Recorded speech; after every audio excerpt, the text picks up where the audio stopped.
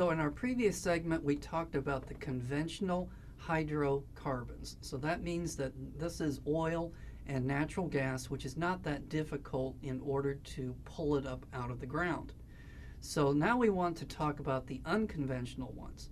So unconventional hydrocarbons are ones that are either inside of rocks that are not very permeable, which means it doesn't allow the fluids to flow through it very easily.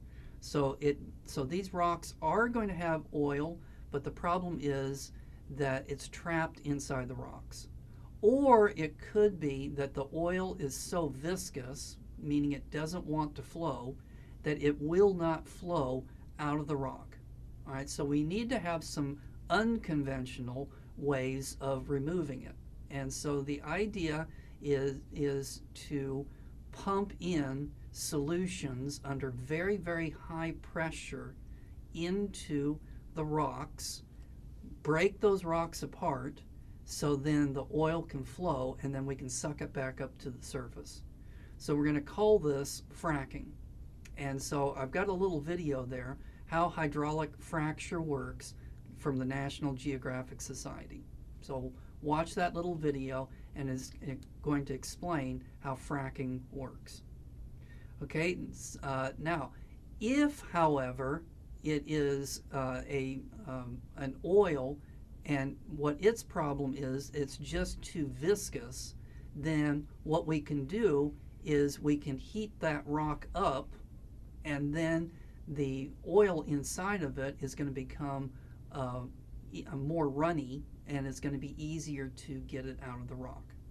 So that's what we're going to do in the case of tar sand and oil shale. So those are going to be materials that contain oil, but the oil is just too viscous to be pulled out of it, so we're going to heat it up. So that is explained in the second video, Oil Shale Sources, Student Energy. So watch that video. All right, now where can we find unconventional hydrocarbons? So I showed you a picture that shows where the normal oil and natural gas deposits are located at in the world. And so this picture is showing where we find unconventional hydrocarbons.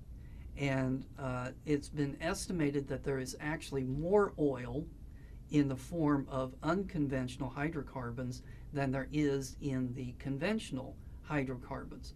The problem is it's more expensive to get it out. So if the price of gasoline continues to increase, then what's going to happen is these other methods are going to become more profitable. And so eventually we may have to recover all of our oil and natural gas through these processes. All right, we're going to take a break, and when we come back, we're going to talk about coal.